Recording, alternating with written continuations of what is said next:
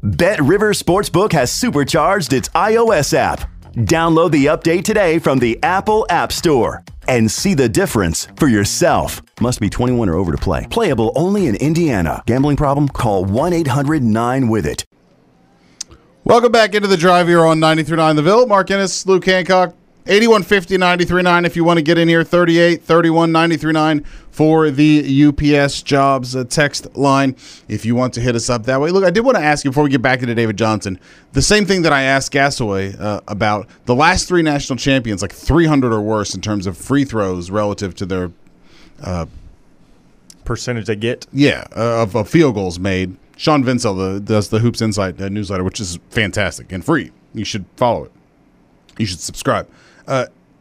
I think it is a trend because even and I didn't argue with John or anything, but even in a situation where you play a team that fouls a lot, nobody fouls jump shooting a lot. And I think the formula sure seems to be spread it out, have 3+ guys that can knock it down from the outside. And that basically cancels every defense.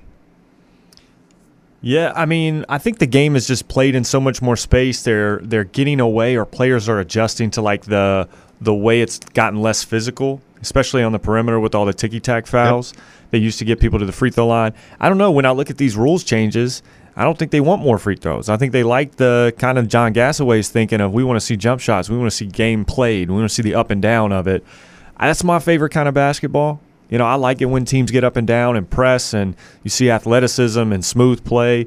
I don't necessarily like, you know, let's go get in a half-court offense. We're going to pass it around for 18 seconds, and then we're going to run a pick and roll.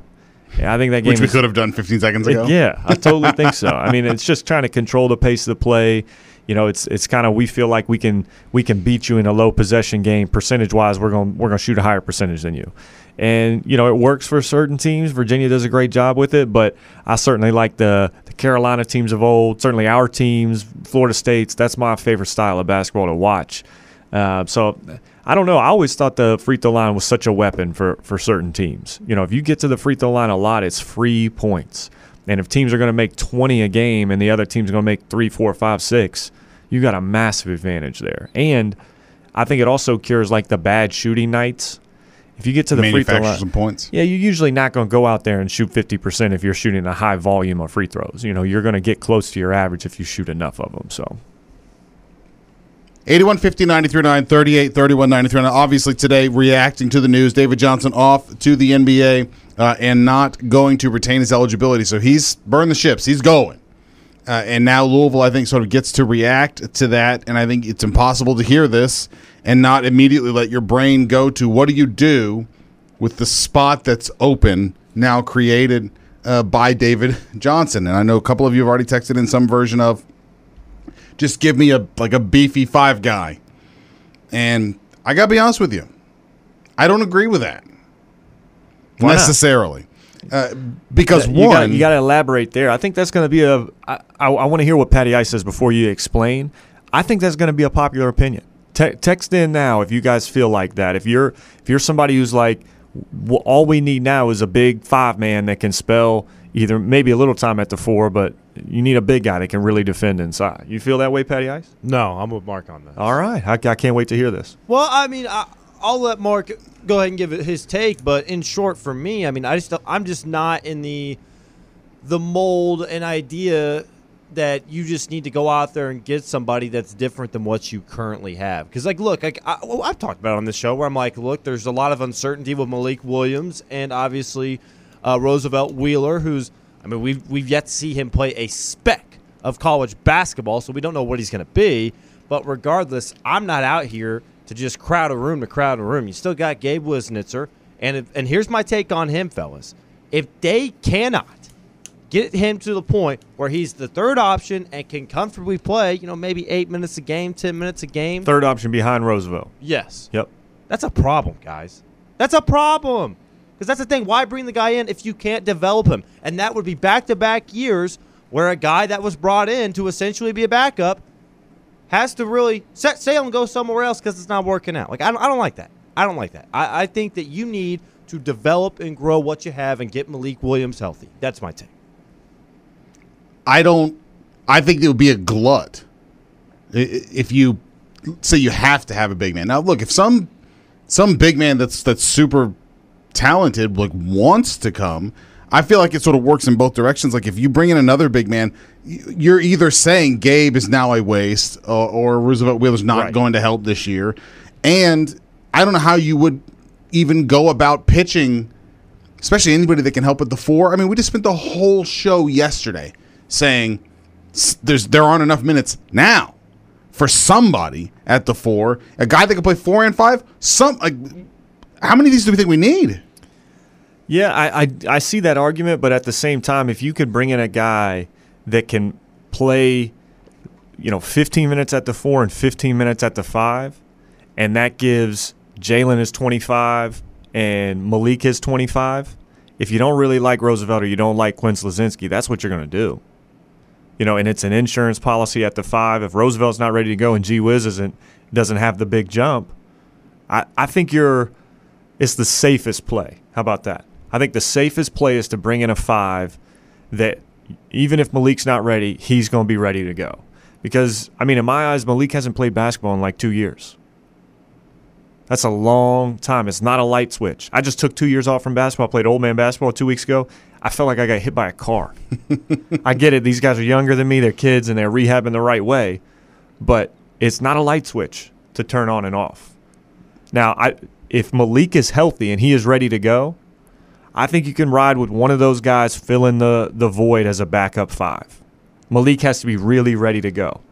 Jalen Withers has shown even if that dude has to play 40 minutes, he's going to give you everything he's got. He can do it. He can do it. And then if you got to slot in, like maybe Sam Williamson plays a little backup, maybe, Quinn plays a little backup, maybe Dre Davis plays a little backup at the 4. The guy's 6'5", 220 as a freshman. He's just going to get stronger, and he's a body out there. Right matchups, he could play a little bit of it. And then you got plenty of guards to throw in there. Sure. I would love to see at some point, if Louisville feels like they have to go small next year, which I think they will, JJ and Jalen next to each other. I think that'd be a lot of fun. We saw it a little bit this year. Very, very, very small sample size where we saw those two on the court together. But I think in year 2, for both of them, keep in mind, Jalen Withers, technically he's a junior, but he's, in terms of actually redshirt and playing, he's going to be a sophomore next year. Both of them should take jumps. Both of them should grow. So I think that's another option as well. But, Mark, I just share the same sentiment as you where, look, like you said yesterday, we spent the entire show saying it's already too crowded. I understand that, like I said, I've been skeptical. Crowded with C's, though. Crowded with guys that are the big question marks, I think. Yeah, and that was going to be my next point. But regardless, I just think that, I want to see Chris Mack develop these guys. I want him to prove skeptics like myself wrong. I'm very, very skeptical on this team if Carlik Jones does not come back. And I want Chris Mack to show people like myself and the fans as well, the people that root for Louisville, that, look, he's an evil genius. That's why they brought him here. Like, you talk about that all the time, Mark. Like, you want to see Chris Mack, really prove us wrong because you want Louisville to be good and you want him to be proven right that, look, this guy can really coach. So that's kind of where I'm at with this. I want to see him use what he's got and develop those guys and really show us that, look, he's not a guy that constantly has to plug and play. And I understand that's going to be the culture of college basketball moving forward. But I want to see some development with the bigs, man. I want to see those guys get better, and I think that's fair. I just feel like if you say we're definitely going to get a 5 or a guy that can help with the 4 and the 5, you will basically just sort of take it out, switch money from one pocket to the other. Because let's just say you bring in. Where's the better spot? You finish that. But let's just say spot? You bring in a guy that's like a 6'9" aggressive rebounder, and you can legitimately see him on most nights helping you at the 4 or the 5. If you bring that guy in, Quinn Slazinski is going to leave, and you basically have just switch money from one pocket to the other. You know what I mean? Like I don't feel like there's no way everyone stays if you do that. There's no way. No, honestly, should they? If I brought in a 7-foot dude that was like a project, Gabe Wiz, I'm out. I agree, but here's the deal. But you're okay with that? There are 13 scholarships, right? That is, you got to have 2 guys per position that are going to be able to battle it out. Like, one guy we have barely talked about since when I've been on the show, we haven't really talked about Mike James. Like his impact when he comes in. Is he going to be a freshman that stands out, takes minutes from somebody? Right. Hey, like, yes, somebody could leave, but this is the University of Louisville. And if you leave because somebody comes in and you don't want to battle it out for your spot, I hate to tell you, but goodbye. Yeah. I mean, I just think you're not going to build depth. You're just going to trade one guy out for another. And maybe it's better, but you haven't really built depth if you do that. Yeah, I think when a guy has been here for 2 years and you kind of see where they're going to go. Like how many guys come to Louisville and they do 2 years of like straight mediocrity and just blow up after that? It doesn't happen very often. You at least see the flashes. Like we're excited about Dre Davis. He showed us some flashes freshman year. We're excited about DJ. He showed us some flashes freshman year. JJ Traynor, for sure. Showed us flashes. Love his mentality. Same. So to me, if you're afraid of that competition, then this isn't the right spot for you. But You're saying that's a good thing then. If you bring somebody in, that dude takes off, you're better off for it. Oh, yeah. Okay. This isn't just make everybody happy. Right. And then, if you do bring in a guy now, all right, let's say you fill this DJ spot and you bring in a guy, and I'm not saying I want this, but Quinn leaves. All right, maybe you don't fill that because this is a transfer portal, and it's insane.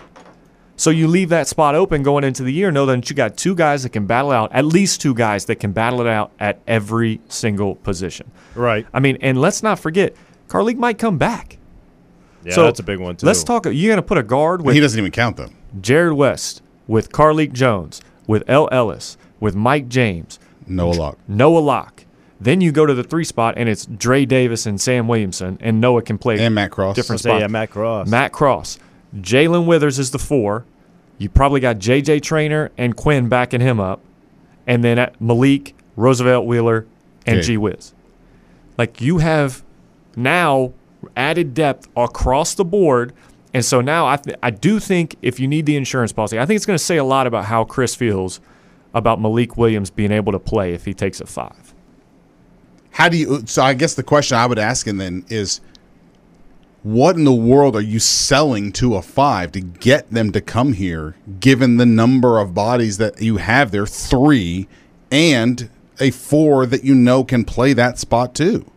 Like, what's the pitch to a decent 5 worth having to come try and get 7 minutes here or something?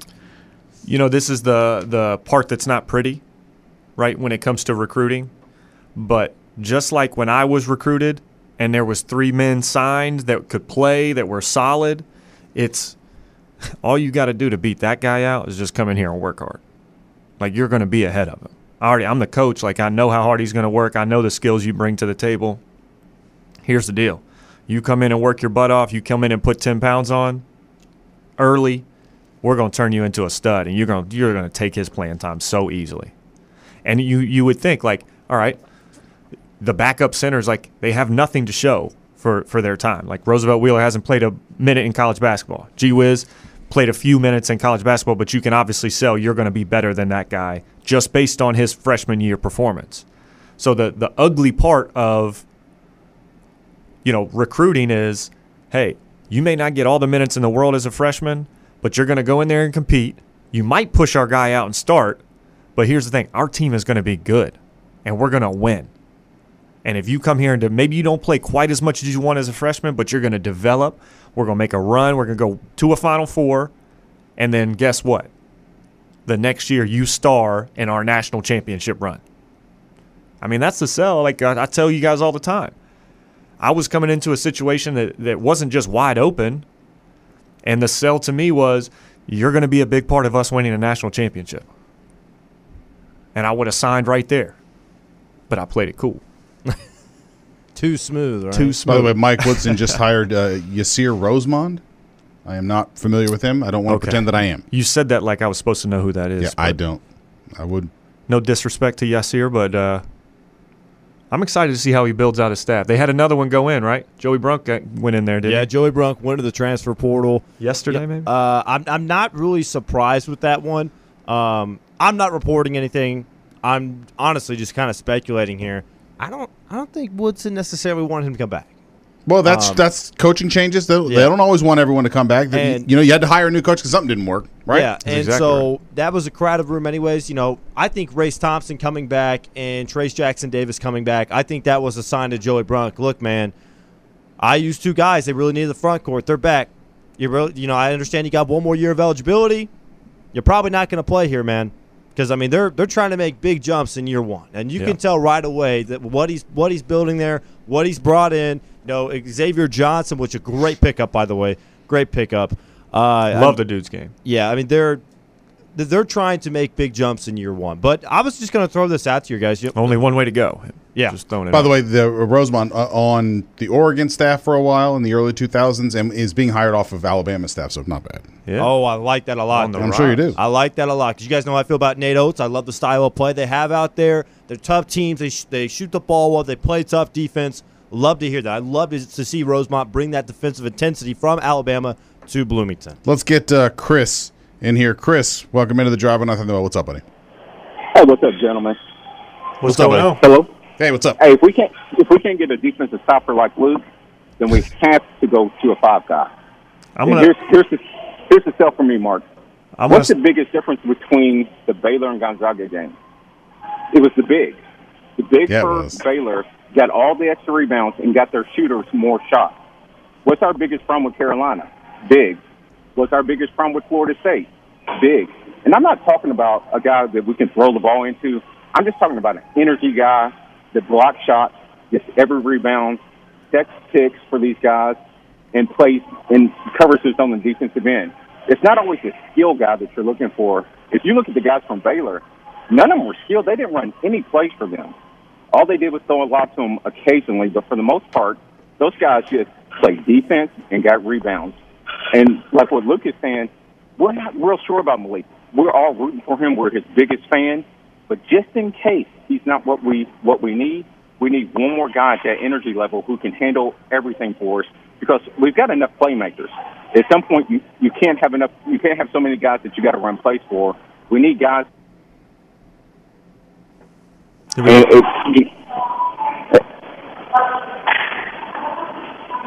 ahead, buddy. Oh, I'm saying we just need guys that don't need the ball, that we don't have to run plays for, that they just get things like Van Treese. Van Treese is a perfect guy of that caliber.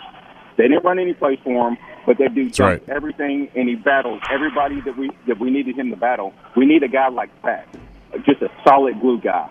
Get up and I'll listen to you. Do you think that he's on the roster now? Do you think that guy's a G Wiz or a JJ Trainer? I mean, that's my question. Like, where is the development to come? Because I agree with what the caller said. You need a guy that can kind of fill in the gaps there. Sure. One thing to think about, though, if you get a Van Treese, he's not going to play the out in a 4-out 1-in. Right? He's not going to play your stretch 4 spot. He'd be a pass back. They wouldn't guard him, right? Even though he made the 1-3 on the year, he's not gonna be knocking down shots. Did you laugh when he shot that shot? No. If you see me, I am the most fired up person out there.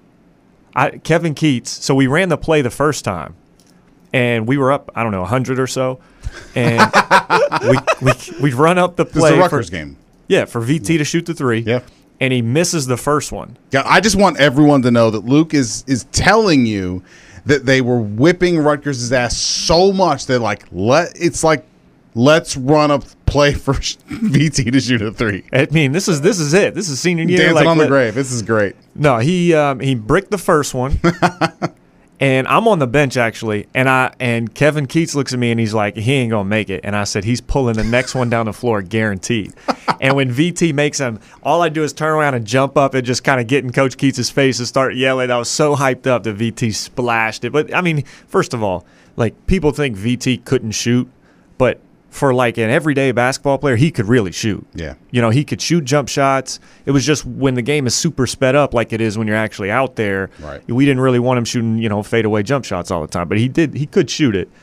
I agree with getting VT type guys, but Isn't the that what problem G-Wiz is 4-out 1-in. The problem is that you do not want 4 guys that can play one position only. You know what I'm saying? That's Roosevelt Wheeler, that's G-Wiz, that's Malik Williams. That's what I'm saying. You got a third of your roster is like, it's like having 10 quarterbacks. Yeah. That's the problem with his style, with 4 out, 1 in. If it happens, I lock it down. Malik's not ready to go. And not just like that's the message to you. Big time. Well, not just. I think the other thing is, like, as soon as they do that, you said this earlier, and it's like, Gee Whiz is going to be like, all right, see ya. Or Quinn, if it's a 4. Like, you know what I mean? Like, one of those guys. Certain kind of 4 at least. But then again, I feel like no matter what, somebody's leaving. You know what I mean? Like, I don't know who. Well, maybe. I think someone's leaving. Can I throw a suggestion out here? And Texas, you want to correct me? Callers, you want to correct me? You correct me. Is it entirely possible that the best thing to do is nothing? Do you have to bring someone else in? That's what I was going to say. I think. I mean, if the answer is yes, tell me. But do you have to? I don't think you have to. Okay. Right. Like if Carly comes back and this is the team, I'm very happy with what Chris Mack's done. Yeah, because I think if you at that point, especially if Carly comes back, then anyone you bring in pushes someone else out for sure. And I think it's at the 4 spot. I agree. Like because again, you play 4 out, 1 in. I don't think you can have 4 centers on the roster. Okay, if Jalen is your guy at the 4, which I think we would all agree. After you make the all-freshman team, you only have 5 best freshmen in the ACC. You're going to play. Oh, I think Chris Mack looks at that 4 spot and is like, I have Jalen and I have JJ with Trainer who's going to, I think, work on it. Like, that's a great couple of guys for that spot. For sure. I think. But if you're looking around at what else you get, all right, you got – I mean, think about this where you're going to slot somebody and who you could get. The opportunity to sell a recruit is you're going to battle. You're going to split time with Jalen Withers, who's on the all-freshman team. Or you go beat him out. I mean, he's a guy who's going to play like as a sophomore. Where's the jump going to be? Is he going to have a sophomore slump and you take his minutes? Unfortunately, I would think that would be JJ and Quinn looking at Coach like, what the heck is going on? You got no faith in me. Yeah. I mean, think about like you got 2 at every spot. If Carly comes back and you're a guard who's trying to get 35 minutes a game like they played last year with DJ and Carly, you're crazy. I mean, J.R. West said, I'm coming here to show I can be an NBA player. And Noah Locke said basically the same thing. Mike James at 6'6", averaging 20 and 12 as a senior. He's not turning around saying, I'll sit behind somebody forever. Like, this is the good thing, and it's also the catch-22 right here, that you got talent at a lot of different spots, and the landscape of college basketball right now is not, all right, I'm not going to play much this year, but I'm going to stick it out. I'm going to develop. We're going to win. I'm going to be a part of this program. Now, maybe a guy surprises you. Like, I do see Quinn as a guy who likes being here. He's a guy who, in my opinion, he was probably not a Louisville-level recruit. I think he realizes, like, maybe I kind of got over here. Well, I mean, that's being here. That's part. Nothing wrong with that. Yeah. If you're a guy who's going to say, like, you're probably going to have to sell this type of guy moving forward. Absolutely. Like, I need a guy. 2 years from now, he probably never gets signed. No. Agree. But you need a guy who says, like, you know what? I'm okay with not playing as a freshman. I understand. I'm going to develop while I'm here. I'm going to work on my game, and eventually I'm going to be good enough where you got no choice but to put me in the game, even if it's senior year.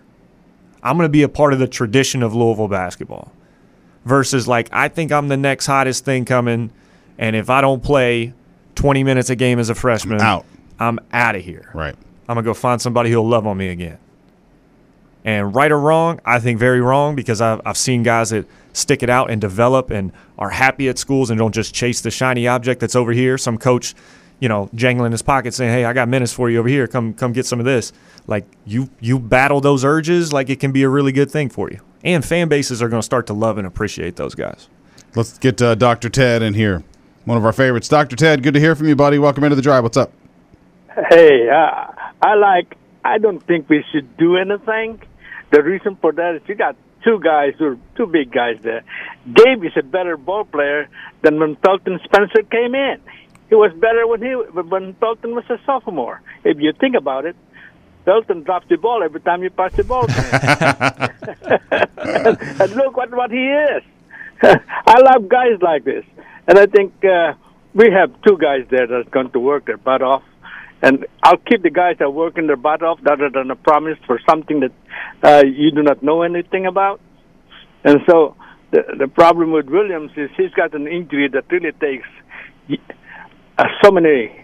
almost like a year to recover from. Yep. All you got to do is look at Milt Wagner. Yeah. He has to lay off for 1 full year. And look at what he gave us after he laid off for one full year. Took Devontae Parker a long time to recover from the same thing. Daryl too, right? Daryl Griffith, didn't he have a foot thing? Yeah.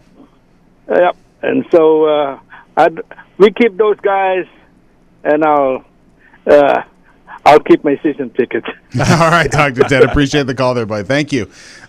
Look, Texter texts in and says this. Caller mentioned Baylor and Florida State. The other thing about those teams, they went 8-9 deep. All their players bought into the team. That's Chris Mack's job, too, is to sort of create that mindset, that culture by playing guys. And I think Chris Mack is eager to play more guys. He just simply has not had the option to do that since he's been here. I keep going back to the comment towards the end of the season about like wanting to play fast, but it's like, who you want me to put in? Yeah, and who do you want me to take out? Yeah, I take Carly Jones out. Who goes in the game? Who's not going to dribble it off their foot? It's a good question. You think Chris Mack remembers playing Duke, and Zion Williamson comes in at the 5, and he just got guys that have never handled that pressure before, just like totally losing their minds out there? By the way, how much do you love Zion Williamson's NBA shot chart? It's awesome, dude. It looks like he has a leash and he cannot go 2 feet from the basket. It's so good because but he doesn't miss. Everybody hated on him, thinking there's no way this dude can play that style, number one, and have any longevity, and number two, like they're going to swallow him up in the NBA because everybody's so athletic and they're so strong. And he's like, I'm going to do it my way, and he is on fire. You know what he reminds me of? There is no player you can name where I'm like, yeah. No, it's analogous, not a reminder. I've never seen anything like him. Yeah. He's like an unbelievably athletic Charles Barkley. Yeah. But like he reminds me of like in the NFL various times, like a fat running back that's awesome. Yeah. And you're like, he can't keep this up. And they just keep, like, they do. Like Nature on Means or something like that. Jerome Bettis kind of at his best. That's who came to mind. Fat running back like that is still has just the same amount of wiggle and it can make guys miss and all. I love those guys. Those guys. That's him, man. And he just sticks to his game. You know he's going to finish with the left hand unless he's booming on you with two. And he just, like, doesn't care. I'm going to rebound. I'm going to play hard. And you don't have to run any plays for that guy. All we got to do is recruit Zion, and we're good. Well, you know what's like so That's difficult? It, Chris Mack. Get out there, find Zion Williamson. You know what's so difficult about Actually, Zion, sign actual Zion Williamson, please. Yeah, that'd be great. He only used 1 year. But Zion Williamson, like what's so incredible about him, he has the exact same impact that LeBron James does when he gets rolling into the basket. Like your best chance is to foul him. And maybe he doesn't make both free throws. But regardless, if he gets rolling to the basket with the ball, he's getting a foul. Could you imagine trying to draw a charge from that guy? I mean, it's not even that, man. If he gets moving the basketball, he's getting the bucket. It's like LeBron, dude. That's as dumb as going to pick fights with AD, number 99 from the Rams. To be clear, you mean Aaron Donald, not Anthony Davis. I would fight Anthony Davis before I would fight Aaron Donald. Yeah, Aaron Donald. Yeah, okay. The Rams, not the Lakers. Yeah, so I'll make sure everyone understands. When you say AD, all I thought of was Anthony Davis. I'm saying I would fight Anthony Davis 100 times before I would ever fight Aaron Donald. That's probably a strong move. Tell him to get his ass in that unibrow over here. Come get these hands. Get inside. I got a much better chance against him than I do Aaron Donald. That unibrow wants at anything. Chances are low. Well, what could you beat Aaron Donald at? Shooting threes. Tic-tac-toe. Words of friends. Shooting threes. Most things on a basketball court, actually. You sure about that? Yeah. I mean, he's going to be faster than You know me. what would be great is if you whipped your ass at basketball. There's no way. I think Luke would shoot him out of the gym. Yeah. Oh, I mean, we're calling fouls, right? This is going to be like a big 6 brother, little brother. You're going down. Yeah. 6, I'm going to be fine. Let's take a break. We'll come back. We'll continue on with this. We'll take your calls, your texts throughout on the drive on Nighttime the Bill. Exmark makes the mowers that care for the lawns that set the stage for the backyard life. As the commercial mowers more landscape pros trust, Exmark mowers get you on and off the lawn without compromising cut quality, comfort, or reliability. Exmark, official mowers of the backyard life, starting at $29.99. Learn about the available finance offers and check them out today at The Mower Shop, 7400 Preston Highway, Louisville, Kentucky, 502-969-6433.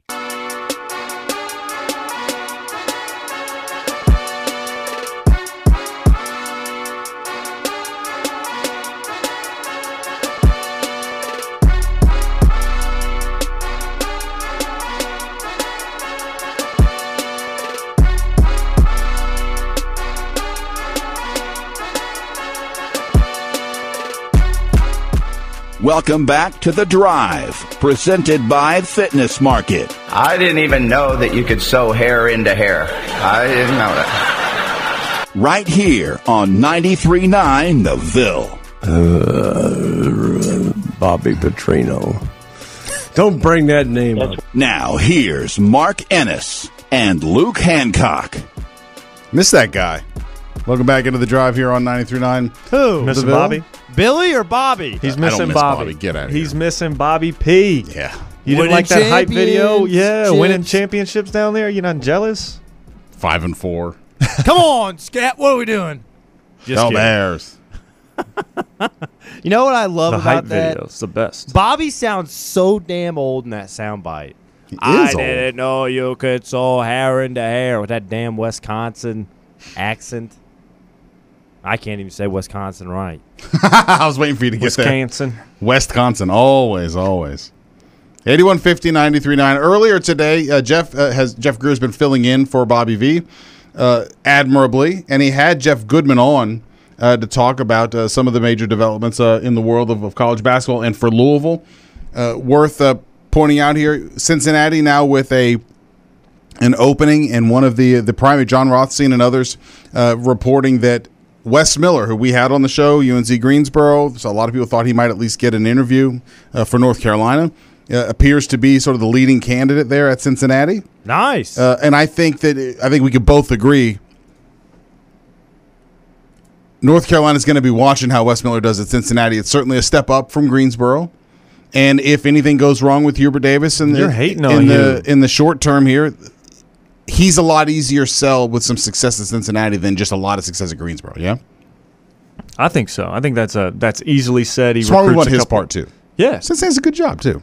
I think you got to get a little bit bigger than UNC Greensboro if you're going to make that jump. You know, I get it that Hube didn't have any head coaching experience, but unless you're just going to be the prodigal son and sit there behind Roy Williams for forever, this is the way to do it. You start at UNC Greensboro, you go to Cincinnati, have some success, and it's just going to be like Loyola Chicago blow-up time, with Porter Moser. It's going to be the next man up, and his teams did well at UNC Greensboro, which I didn't realize.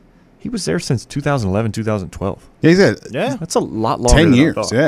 I would have lost that bet. Built that place up, man. Hey, and B, the other part about it, he's just still really young, man. He's not even 40 yet. He's still really, really young. 5 20-win seasons in a row. Yeah, like I said, he's built it up. I mean, when the job great first interview came too, open, by the way. Yeah, we'd loved having him on. He was easy to get on, very accessible. Hey, I mean that always goes a long way in my book in terms of a coach if we can get them on. But the other part of that is that what I like about Wes Miller is that in a short amount of time as a head coach, like I said, he's very young. He's been able to be successful. Agree. And I think, there hasn't been a lot of hiccups along the way. They're just gradually getting better. And I think, if you're Cincinnati, you're like, okay, that's a guy that shows that he can go out there, build something up, win with less. What's he going to do up in Cincinnati? That guy's a great track record. Yeah. And you normally, when you're Cincinnati, you don't necessarily get to hire guys with the resume that long. And he's won a national championship. I'll bet he was at least considered for the job, but I don't know if this has any bearing on future UNC coach. Like, I don't know if. Well, I think it's smart for him. Yeah, well, for sure. I mean, you go have that level of success at UNC Greensboro. The next step is to go get a Power 5 big job. I mean, I get it. Cincinnati's not. It's a lot higher profile than Greensboro. Yeah, for sure. You're going to play Wichita State, and you're going to play Memphis, and you're going to play Houston, a team that was just in the Final Four. I think it's a smart move. I also want to throw this out there. Speaking of guys and like the sell for some recruits who just develop and are your kind of guys, like he's at UNC for 4 years. He starts 17 games in 4 years. He never averages more than 7 a game. 5 years after he's playing, he's the head coach at UNC Greensboro right down the road. And then now you're the head coach of Cincinnati. Not bad. Not bad. And I don't know if this will ever be like a serious selling point. But if you're like Rick Pitino and you're talking to one of your players and you're like, you come play for me, you come stick it out for 4 years, you develop, you grow, I'm going to add you to my coaching tree. Like that's at some point going to appeal to a lot of guys. Well, there are a lot of guys that can help. I don't need to tell you this. I love when I tell you about college basketball. That's my favorite too. There are a lot of guys who can be really good, productive, meaningful college players who everyone knows from day one are not going to play professional basketball. I really think that about Car League. Like, I think the overseas market right now is terrible. Like there are so many. Like Lee countries Humphrey that are was dealing like with left everything. college the all-time leader in 3-point shots and won 2 national championships, and everyone knew damn good and well he was an insurance salesman the day that Final Four ended. And it's a grind overseas, man. You're away from your family. You usually don't speak the same language as anybody around Right. you. You're living in an apartment. You know, you're driving mini cars. Like my car was way too small to be driving 2 7-footers and another 6'6" guy to practice every day. It was just like, and I lived in Athens. I lived in a great city, in a great spot in a great city, and there were still like some days where you're like, what the heck am I doing over here? It's a grind. So back in the day, before the Gordon Hayward days at Butler, this is literally the year prior before he came in as a freshman. They had a guard there by the name of A.J. Graves, and he was really skilled player, really, really good. I mean, I don't think he would have played in the NBA, but he was a great college basketball player. All Horizon League numerous times, right? He was a really good dude. I mean, he could have played overseas, but he had all these offers to at least go to camps to see if maybe there's a potential the guy might be able to do something. Well, he says no. He's like, you know what? I went to Butler. I've got a pharmacy degree. You know what I mean? Like, I want to do something with pharmacy. Eli Lilly's offering me a job. I'm going to go do that instead. You know, sometimes it really does help to go to one of these schools where you know you can make a lot of money afterwards, A, and B, like you said, not everybody's a NBA player. Not everybody's going to go overseas and be able to make a ton of money. You know, like it's not exactly easy over there. Like everybody in college basketball that doesn't make it in the NBA, they're all thinking the same thing. How can I cash in some money overseas? So it's not always for everybody. And I just want to throw that example out there because he was my all-time favorite player at Butler. I watched a lot of Butler basketball growing up. I don't know if I told you guys that or not, but I watched a ton of Butler basketball growing up because my dad's partner. Who was the coach at Butler before Brad Stevens? I can't remember his name, but he was there for a while, and he wasn't exactly the most successful coach, but he moved on. Well, I was going to say, because like, I realized that Hinkle is like world famous and iconic, and I would love for it to sort of be in the rotation all the time. But I am going to confess to you right now, I am one of many people that basically Brad Stevens started Butler basketball. Isn't that terrible? I'm sorry. I'm the same way. Okay. I mean, no, you're pretty much correct. I don't know a lot when about it. When he got there, they became relevant because even before Gordon Hayward showed up, I mean, they still had Matt Howard, and before Shelvin Mack and Gordon Hayward, still had Matt Howard, you know, Matt Stryker, AJ Graves. Like those dudes had some ranked teams at Butler, and they were pretty good. I know I'm nerding out right now. I watched a lot of Butler basketball growing up, and I love Hinkle. We definitely shouldn't miss Tony Hinkle though, who coached there for looks like 100 years. Well, I mean, Hinkle Fieldhouse, I kind of. So he's like a squatter. Like, no, this is my building. Yeah. It kind of makes sense there. Texas says, did you know Pat was from Indiana? Look, all right, look. By the way, since we mentioned earlier, you said you would fight AD, and I just want to clarify you meant Anthony Davis, not Aaron Donald. Texas said, Mark, why in the world would you – how do you think you would beat up Anthony Davis? You wouldn't even be able to get close to him. I did not say I could beat up Anthony Davis. I'm saying if I had to pick my ass whipping, I want it from Anthony Davis, not Aaron Donald. Which makes total sense, but when you say I want to throw these hands at AD, that sounds preposterous. That's absurd. Also, Todd Licklider was before Coach Brad Stevens. You say so. You know who was before that? Thad Matta. Thad Matta, good call. Very well done. Let's get Uber Andre in here. It's been a while. Andre, good to hear from you, buddy. Welcome into the drive. What's up, man?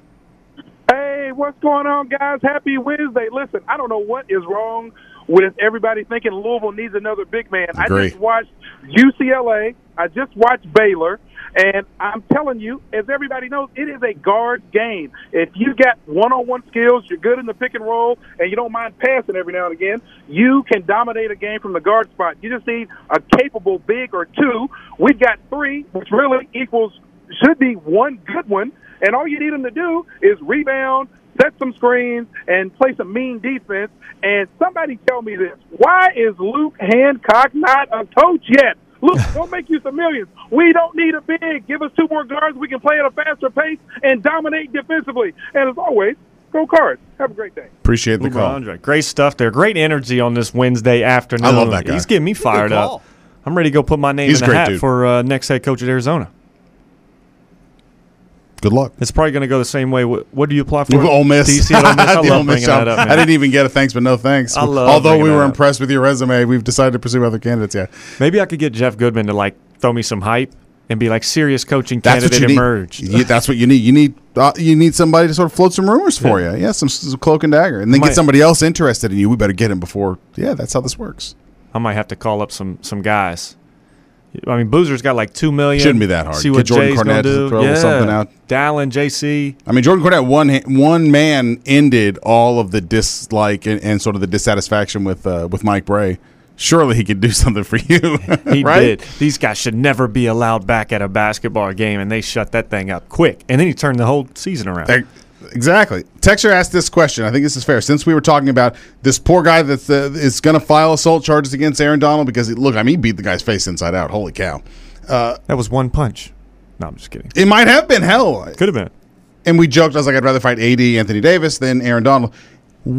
Is there a professional athlete you could beat up? Yes. And I think implied there would be like, who is it? I got to spend a little time thinking about it. I feel like there's a decent range of golfers I could beat up. Definitely. I could take half the people on tour. I'd love to beat the hell out of Patrick Reed. I'm smoking. Oh, you can get in line for that one. I am smoking Zalatoris. All 136 pounds with rocks in his pocket of him. There ain't no way that dude's beating me up. You can give him a golf club, too. Listen to you. There is no way. Fair enough. If I outweigh you by 80 pounds and you're not an MMA fighter, I'm beating you up. I feel like there's at least a couple of kickers. I don't know. Not many. I don't want to overstate it. Pat McAfee style, right. Like you're not beating that dude up. Yeah, right it's funny you guys say that. I was really looking up. Out of NFL kickers, who the hell could I kick their ass? It's probably going to be a short list. I bet they're a little more badass than you think. I'm taking on Mike Nugent. I could have beaten up all the Grammaticas. I could have taken them. No question. There you go. That's not a bad pick. I like Morton Anderson, man. I like the mullet. I ain't going to take on Morton Anderson. That's a no-go on that one. The mullet? You feel like I got this? Yeah. Nah, I don't want to take him on. Morton Anderson, I like Morton, and he looks like a bad dude. Texture says I would wear Steph Curry out, I promise. Yeah, probably. I think so, too. I think I could beat him up, too. I agree. Real quick on Uber Andre's call there. It's not a bad take at all, saying that you don't need a big. I lean towards Dr. Ted saying don't fill the spot. Because I think the transfer portal is going to continue to be so crazy. And the fact that you play the 4-out, 1-in, just like, again, if they bring in a big, Malik's not going to be ready to roll. If they bring in a guard, either the guy is a project or you're about to piss off a lot of dudes. Yeah. I mean, competition's a good thing, but I guarantee you this sell to Jared West was not, hey, you're going to enjoy 12 minutes a game. It's going to be a lot of fun. We're going to win. No, the dude doesn't show up and say, hey, I'm trying to make the NBA if that's the promise. Noah Locke's going to be upset. If Carlik Jones comes back, I mean, you'll have guys that will be like, I know I just transferred and it's supposed to be one time, but I'm going to go sit out and transfer again. I don't care because I'm not going to play. By the way, in the course of the show, the one-time transfer for everyone has been official, has been adopted now. Wow. And everyone just keep in mind now, it's not you can transfer all the time. It is a one-time transfer. You get one where you don't have to sit out. And after that, you would have to sit out. And I think a lot of people do have it in their minds that now it's like the roster resets every year for everybody, and it's not that. That's why this year is so crazy because you have 1,354 as of yesterday, which I'm sure that number's gone up. But you think a fourth of every team, 1 out of 4 college basketball players is in the portal now. So when you think about how that pushes out the next several years, all those guys can't just re-up. Right. And you're not going to have, some guys are going to want to stick around for a while. You're not going to have just total roster turnover every year. So, I mean, it's going to say a lot what he does with this last spot about the health of the 5 spot and, in my opinion, the development of Dre, of Quinn, and JJ. Agree with that. Texter says Sam Darnold has a very punchable face. I think he looks like a Lego guy. Hit him with some mono. He looks like a Lego man. That's an interesting take. He does. This is so rounded. He just looks like a Lego character. Are you out on Sam Darnold ever being good? Yes. I don't know. I was never a believer, honestly. Hit Sam Darnold with some mono. Luke said that, and we didn't even acknowledge it. I thought it was good. I appreciate that, Patty. I bring that back. Texas says Baker Mayfield easily. I don't know about that. I think he probably fights dirty. My dad always said, "Don't fight fair, fight to win." Always. He'd be talking a lot of trash to fire you up. I guarantee you that. I feel like Phillip Rivers is pretty easy to beat up. No, well, he's He's 50 old. years old. He's old and he's slow. He's depleted. He's got like 19 children. Somebody sent me a text today that I'm supposed to wrestle Dan Issel and Louis Dampier. Why is that? I still. I like your odds. I like your chances in that fight. All right, we got to track down this audio thing because Louis Dampier did join them earlier in the week, and I did not hear that. Maybe I missed something, but I got to ask her guy. Caruso from the Lakers, another suggestion for somebody we could beat up, possibly. I think we're overestimating our fighting ability. I think so too. And when we say we, I mean the whole crew here. Maybe all three of us against him. I think we'd be fine. I think there's several guys we could take 3-on-1. Oh yeah, I mean without a doubt. This is a hell of a conversation. This is dumb. No, it's a dumb conversation, but I mean, look, my dad always taught me, you go for Jay the Cutler, damn, he's retired now. Go for the damn nose. Diabetic too. That's not fair. Go for the damn nose, make them cry, blur their vision. That's what I said. My dad. Hit Don't him fight in the fair, fight to kneecaps. win. Yeah, hit him absolutely. in the kneecaps. Yeah. My dad was always, you can go after the big guys so you get a little reputation going. As long as it's not AD. My texture says either AD. In similar fashion, my grandfather used to say it's a fight, not Olympic boxing. So you're not looking for points, you're looking for the win. It's true. My dad would do that. He'd give him finger corner my eye and everything, mess, Right, sure. Oh, it's awful. Sure. My Hit dad- him in the nose. Make him cry. Blur the vision for real, dude. Has any of the conversations they changed your opinion about what they do at the last spot? Now that DJ's gone. If it was you, well, who are you going to get? Just best available? That's kind of a weak answer. Cop out, but yeah. With David out and the possibility of Carly coming back right now, I would do nothing. And if Carly decides to go ahead and stay, I might scan for sort of the best available 2 that bleeds into 3. The person that would maybe be a project, but I just why? I just can't. I don't want a project. You got too many bodies, too many guys that can play, too many guys expecting then the answer's nothing. Minutes. Yeah. I'm fine with a nothing. Right. If it's going to be a project, I mean, there's no point because you have projects on the damn roster. That's what G-Wiz is. That's what Quinn Zazinski is. That's what J.J. Traynor is. Come on. Yeah, I think JJ's not a project. He's just undersized. I think the best answer if you do something is Jalen Withers-esque guy. Okay. Like a great rebounder, athletic, can run the floor, has a little bit of perimeter skills. But you want, you want a Shane Bohannon, or you want even a Ray Spalding that could play both positions there. You want a guy who's skilled, that's athletic, that's going to go rebound for you. I don't think you just go get Joe Schmo project guy. I mean, you got too many of those. You got too many guys you feel good, not great about, I think. I agree with that. Too many guys that you're waiting to see how they turn out, right? Or they have some distance to go to become what you want them to be. Right. Yeah, I mean, you can look at guys that played minutes. Like there are people who are blowing up the text line saying, you guys keep dismissing J.J. Traynor and yada, yada. This team wasn't very good last year. Like, I thought they were very close to their ceiling. Their ceiling for me was making the NCAA tournament. And they were probably a game away from doing that. If you thought that was a Final Four team or something like that, I would call you crazy. Sorry, I'm an old guy. I compare our team to the teams that come through here, and that's my barometer for how good I think they are. And if you go position by position, it would be a slaughterhouse on the inside in the front court.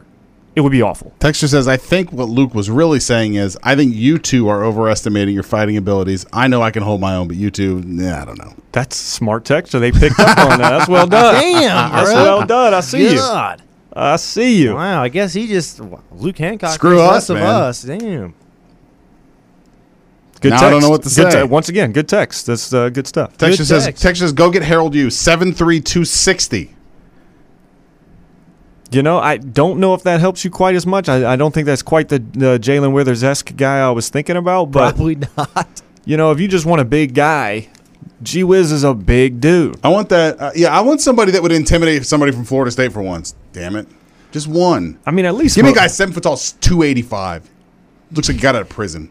That's what I'm looking for. You're not going to go get Shaq and just intimidate That's what Balsha Koprivica at 7'1", 260. That's what I want. You're not getting that. So you might as well get, I want a guy that looks like he smokes. Right when I'm about to say Malik Williams, that's what you're going to throw out there. No, I think you need Malik to come in there hungry, a little bit of gusto, healthy, number one, but hungry. And with that mentality to be the leader on this team is going to piece it all together and make everyone around him better. It's going to be a tough leadership job, I think. With so many mouths to feed around this team, and so many new pieces to the puzzle. Yeah, I think whoever is the guy who steps up as a leader, he's going to have a tough job. He really is. Because I remember being in the situation where it's like, man, I got to tell Gorgie and Kyle Keurig to, like, get their butts here on time. Let's see how this goes. And luckily they're receptive of that. Right. They were mature guys that wanted to get better. But it wasn't always like, yeah, Luke, I got you. It was a lot of, who the heck is this dude? I'm about to slap him stuff. And then, you know, you get into a little argument and all that. Like Evan Conley. You kind of move forward. Players like, shut up. Yeah. Rudy. I mean, that's how it goes. That's how it goes sometimes. Texter says, here's one for Pat. Kyle Larson can get these hands. Kyle Larson can get these hands. I would whoop Kyle Larson's The confidence ass. in the head nod of that comment right there. Yeah, that landed, man. Texter, I just want you to know, Pat, like that resonated. Whatever you were aiming for in Pat, you hit it. All right. I could whoop his ass. Dude, I'm telling you right now, let's get it going. Pat to beat Kyle Larson's ass. Add him on Twitter. Let's do it. We'll be right back here on the Drive on 9th and the Vote.